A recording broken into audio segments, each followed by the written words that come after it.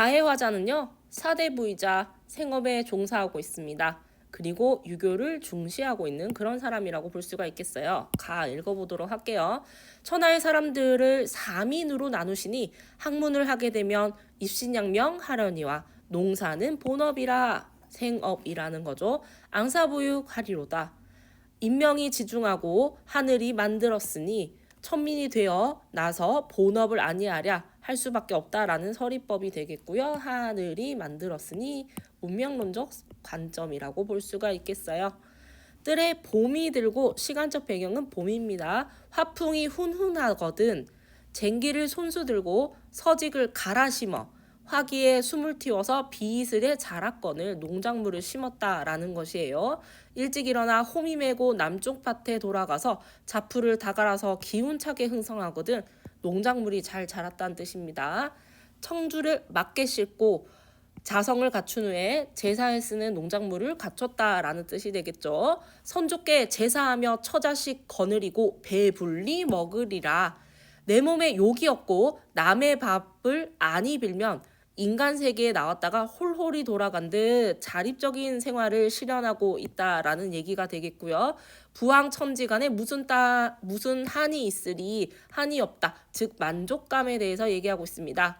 자, 여러분 여기 모르는 단어가 있을 것 같아서 표시를 했는데요. 성현과 성인은 훌륭한 사람이 되겠고요. 대순과 후직은 사람 이름이 되겠습니다. 예부터 성현네도 농업을 먼저 하니 대순은 성인으로 역산에 가 밭을 갈고 후직은 농사되어 경종을 힘쓰시니 신야 이윤이와 남양 제갈량 이것도 사람 이름입니다. 한가히 여름지어 농상을 일삼으니 세상에 훌륭한 사람들은 모두 다 농사를 지었다라고 얘기하고 있네요. 세상에 중한 일이 이 밖에 또 있을까? 농사가 중요하다. 금은 옥백은 부귀를 얘기하는 거죠. 금은이 귀하여도 기가를 못 살리고 배고픔과 목마름을 살릴 수 없어요. 그런데 누가 살릴 수 있다? 바로 농업이 살릴 수 있다는 겁니다. 옥백이 보배라도 흉년에 쓸데없다. 농업이 생존을 위한 기반이란 뜻으로 볼 수가 있겠어요. 항산이 없는 후에 선시민들 어찌나리 생업 농사를 짓지 않으면 착한 마음을 가질 수 없다라는 뜻을 가지고 있어요. 가세기 갓난을 글마다 이르시니 주공의 7월시는 그 중에 간절하니 읊으며 노래 불러 뉘하니 감동하리 감동한다 라는 내용이고요. 어와 아이들아 말 건네기 방식 자세히 들어보라. 성인도 저러하니 그하니 어려우랴. 위대한 사람도 농사일의 어려움을 노래하고 있습니다. 우부도 다 알거든 그하니 쉬울 텐가. 어리석은 사람도 다 아니까 농사일은 쉽다라는 거예요. 자, 농사일은 쉽다. 자, 아침에 밭을 갈고 밤이거든 글을 읽어 충혈을 본을 삼고 구족이 화목하거든 유교적 덕목을 지키면서 월삭에 회음하여 낙세를 누리다가 공명을 못 이룰지언정 격양가로 늙으리라 라고 얘기하고 있습니다. 김기용의 농부사였고요. 온도박을 마주한 곳에 상인들이 무리지어 쉬고 있었는데 밤이 깊어지자 한 상인이 술에 취해 말하는 소리가 제법 오래 들렸으나 나는 알아듣지 못했다. 자, 화자는 사대부고요. 생업을 경험적으로 진술합니다. 정서는 문학과 유교의 회의감을 가지고 있고 부조리한 사회를 비판하고 있습니다. 한번 소리내어 읽을 적에 음절이 유려하고 구두를 떼는 것이 분명하였다. 배기 전에 암혈지사가 세상에 나아가고 물러가는 것에는 때가 있다. 이러한 부류의 이름이 민멸, 없어지다. 되어 일컬으지 않으니 슬프구나. 여항과 여염은 똑같은 뜻이고요. 마을이란 뜻이 되겠습니다. 여항의 사람이 품행을 갈고 닦아 이름을 드날리고자 한다며 청운지사, 높은 지위나 벼슬에 오른 사람이 의탁하지 않고서 어떻게 후세의 이름을 전할 수 있겠는가. 자, 한 상인이 읽는 소리를 들으며 어조가 격렬하고 오열해서 끊어질 것 같다고 생각을 하고 있는데요. 자, 이 노란색에서는 부조리한 사회 현상을 또 나타내고 있습니다. 9절에 이르러서는 어조가 격렬하고 오열하여 거의 목소리가 끊어질 듯 하였다. 그러다가 다시 말소리가 처량해져 마치 비파를 타고 차가운 물방울이 떨어지는 듯 하였다. 서술자가 놀라고 의아하여 급히 일어나 쫓아가보니 다만 쑥대머리를 한 객 4명만이 고요하게 있었다. 누가 읽었냐 묻자 방금 전에 백이전을 읽은 사람이 말했다. 접니다. 저는 지난해 사는 박시성을 가진 사람입니다. 이름과 문벌은 말하지 않겠사오나 현재는 채를 만들어 파는 일을 업으로 살고 있습니다. 자, 그럼 상업을 업으로 삼고 있다라는 얘기가 되겠네요. 이에 내가 꾸짖으며 말했다. 그대는 사대부의 후예로 직위가 있고 글을 잘 지을 것이요 진실로 가난을 근심한다며 어찌 젊어서 먹고 살 방도를 채를 만들어 파는 데 쓴단 말이오. 상업을 부정적으로 보고 있죠. 그러자 객은 안색이 변해 오랫동안 있다가 빙그레 웃으며 말했습니다. 저는 과거 시험에 이미 여러 번 떨어졌는데 어버이는 늙어가고 아이는 또 성장하니 과거를 그만두지 않으면 끝내 추위와 배고픔으로 죽을 듯 했습니다. 또 생각건대 지금의 사람이 세상에 쓰일 적에 풍년을 만나도 힘써 밭을 갈지 못하고 예장 같은 좋은 제목도 끝내 들보가 되지 못합니다. 이것 또한 사회 현실의 부조리함에 대해서 얘기하고 있습니다. 그러므로 제게 힘이 없는 것은 어쩌할 수가 없어 경쟁하지 않는 길에 스스로를 맡겼습니다. 먹고 살 방도는 또한 많습니다. 하지만 내가 가진 것이 쌓인 채로 있지 않고 반드시 남에게 전부 취해지는 것은 상의뿐이요. 거친 것이 정밀한 것이 가리지 못하여 항상 가짜 재료가 와서 섞이지 않는 것은 오직 채뿐입니다. 자, 상인을 생업으로 삼은 이유를 얘기해주고 있죠. 이 때문에 기꺼이 천한 이름을 자처하며 이익이 작은 것을 따지지 않고 이 일에 상인에 종사한 지 이미 10년이 되었습니다. 무릇 벼슬은 먹고 살 방도 중 큰 이익을 볼 수 있는 것이요 문학은 벼슬을 취할 수 있는 좋은 계책입니다. 하지만 반드시 힘이 있는 자가 종사해야 작은 이익을 구하는 자들을 굴복시키고 졸렬한 계책을 쓰는 자들을 부릴 수 있습니다. 그러므로 예로부터 공론이 모두 벼슬한 자들에게 나왔는데 스스로 바르다고 하면서 남을 잡스럽다 하고 스스로 귀하다고 하면서 남을 천시했으니 그 외 사람들은 또한 머리를 조아리고 수용하여 끝내 감히 언성을 높이지 못했습니다. 사회 현실의 부조리함에 대해서 얘기하고 있죠. 그러므로 선비님도 나를 잡스럽고 천하다고 꾸짖는 것입니다. 실상을 따져보면 채를 만드는 것과 글을 짓는 것은 천한 재료를 쓰느냐 귀한 재료를 쓰는 말의 차이만 있고 시장에서 먹고 사는 것과 녹을 받아 먹고 사는 것은 소득이 많으냐 적으냐의 차이가 있습니다. 자, 분홍색은 분홍색끼리 같은 뜻, 살색은 살색끼리 같은 뜻이라고 볼 수가 있겠어요. 큰 이익을 위해 좋은 계책을 쓰는 것은 다툼이 없는 것만 못함으로 다툼이 없는 시장에서의 먹고 사는 삶을 얘기하고 있죠. 이 일을 하는 것입니다.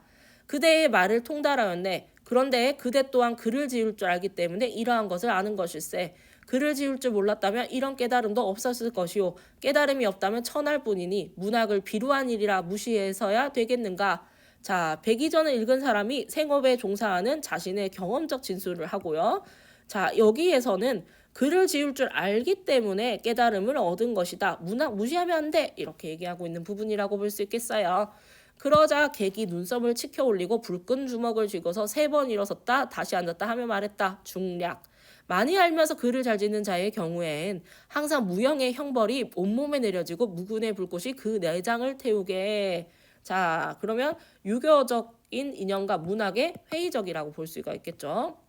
되니 이것이 선비님과 제가 모두 불행한 까닭입니다. 저는 여기서 벗어나 점차 만년에는 구애되는 바가 없게 되었습니다. 그런데 선비님은 아직도 깊이 빠져 있어 겉으로는 담론을 크게 펴지만 속으로는 근심이 쌓였으니 매우 슬프다 하지 않겠습니까? 그렇지만 제 말을 격렬하여 후세에 전할 수 없으니 선비님은 듣기만 하소서. 나는 그 사람을 기이하게 여기고 그의 논의를 슬프게 여겨 전하지 말라는 경계를 따르지 않고 이 길을 쓴다. 유희의 판가점 우 사상기였습니다. 가와 나의 공통점으로 가장 적절한 것은 의인법을 통해 틀렸고요. 친밀감을 표현하고 있다. 틀렸습니다. 서리적 표현 있었고요. 전달하고자 내용을 강조하고 있습니다. 정답은 2번입니다.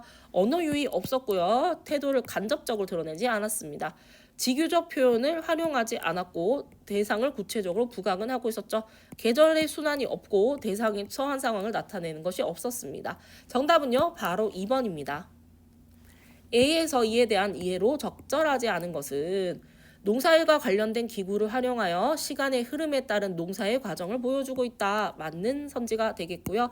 B. 자립적인 삶을 실현한 상황을 가정하여 농사짓는 삶에 만족감을 부각하고 있다.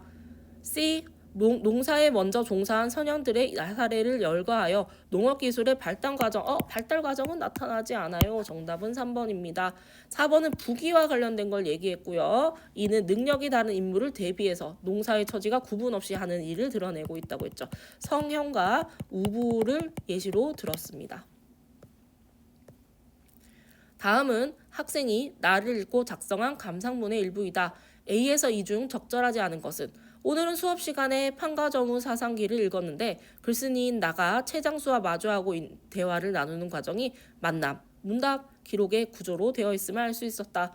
글쓴이는 깊은 밤 책을 격정적으로 낭독하는 목소리를 듣고 그 인물을 찾아간다. 낭독한 인물이 채를 만들어 파는 장사꾼임을 알게 되자 생계를 위해 그러한 일을 선택한 것에 대해서 문제를 제기하며 질문을 던진다. 이에 최장수는 자신의 상황과 판단을 논리적으로 설명하고 반론하고 글쓴이는 그가 그러한 사유를 할 수 있었던 것은 비루한 일을 하지 않았기 때문 아니죠. 글을 지을 수 있었기 때문이라고 응수하죠. 이어지는 문답 속에서는 최장수는 자신의 입장을 고수하고 글쓴이는 그를 기이하게 여기며 그의 말에서도 슬픔을 느낀다. 결국 최장수가 기록을 삼가달라고 당부했음에도 불구하고 이 만남과 대화를 글로 남긴다. 정답은요, 바로 C, 3번이었습니다. 기역과 니은에 대한 이해로 가장 적절한 것은 1번 기역은 화자의 자신의 행위를 성찰하지 않습니다. 니은은 글쓴이가 상대의 처지를 짐작하는 계기는 되겠죠. 정답은 바로 2번이었는데요. 기역은 화자가 누구든 공감할 만한 내용을 담겨 있다고 생각하는 것이고 누가 아니 감동하겠어? 다 감동할 거야. 니은은 글쓴이가 누군가에게 호기심을 갖게 하는 것이다. 둘 다 맞아서 정답은 2번이 되겠습니다. 3번 보도록 할게요. 기역은 자신이 겪은 정신적 고통으로 인한 괴로움을 드러내는 것이고 화자의 괴로움이 아니라 주공의 시였죠. 그 다음에 육체적 고통이 아니라 슬프게 들렸다는 정서적 고통에 해당하겠습니다. 4번 보도록 할게요. 삶의 방식은 바로 농사였고요. 포기한 이유는 없었습니다. 5번 화자가 사회 전체에 공유하는 집단적 문제를 표현하는 농업에 대한 집단적 문제를 제기하지는 않았었어요. 글쓴이가 타인과의 관계 속에서 자신의 결연한 선택을 강조하는 기능을 하고 있다. 틀린 선지가 되겠죠? 맞는 선지는 바로 2번입니다. 보기를 참고하여 가와 나를 감상한 내용 중 적절하지 않은 것은 가와 나는 모두 조선 후기를 배경으로 생업에 대한 사대부의 현실 인식이 나타나 있다. 작품 속 화자나 인물은 당대 변화된 사대부의 삶의 가치를 드러낸다. 가는 생업으로 운명을 여기는 작가의 관점을 바탕으로 생업에 종사하는 화자를 설정해서 유교적 덕목을 실현하는 삶의 중요성을 드러낸다. 나는 문학과 유교적 가치에 대한 회의적인 입장으로서 생업에 대한 경험적 진술을 제시하는 사대부의 인물을 등장시켜 부조리한 사회 현실을 비판하고 있다. 자, 그러면 살펴보도록 할게요. 1번 가의 인명은 하늘이 만드시니 천민이 나서 본업을 해야 한다는 것은 운명론적 관점입니다. 본문에서 해결했었고요. 2번 나의 벼슬한 자들이 스스로 대한 평가와는 달리 남을 잡스럽다고 평가하는 것은 당대의 현실, 부조리한 사회를 바라보는 사대부의 관점, 노란색으로 다 표시해줬었죠.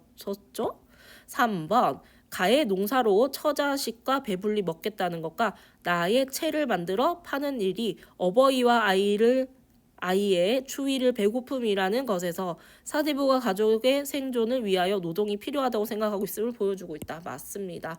가의 밤이거든 글을 읽어 충효를 본을 삼는다는 것에서 유교적 덕목을 중시하는 삶에 대한 나의 무형의 형벌에서 벗어나 구애되는 바가 없게 되었다는 것은 유교적 명분에 얽매이지 않는 삶에 대한 사대부의 태도를 엿볼 수 있습니다. 맞는 선지가 되겠고요. 5번 가에 항산이 있어야 선심이 나온다는 것은 생업의 도덕적 삶을 실천하기 위한 전제로 보는 맞겠고요. 나의 채를 만드는 것과 글을 짓는 것은 재료와 소득의 차이만 있다는 것에서 문학을 생업으로 비판하기 위한 도구를 사대부의 현실을 엿볼 수 있군이라고 되어 있습니다. 자, 그러면 여기서는 문학을 생업을 비판하기 위한 도구가 아니라 문학에 대한 회의적 태도를 나타냈으므로 정답은 5번이 되겠습니다.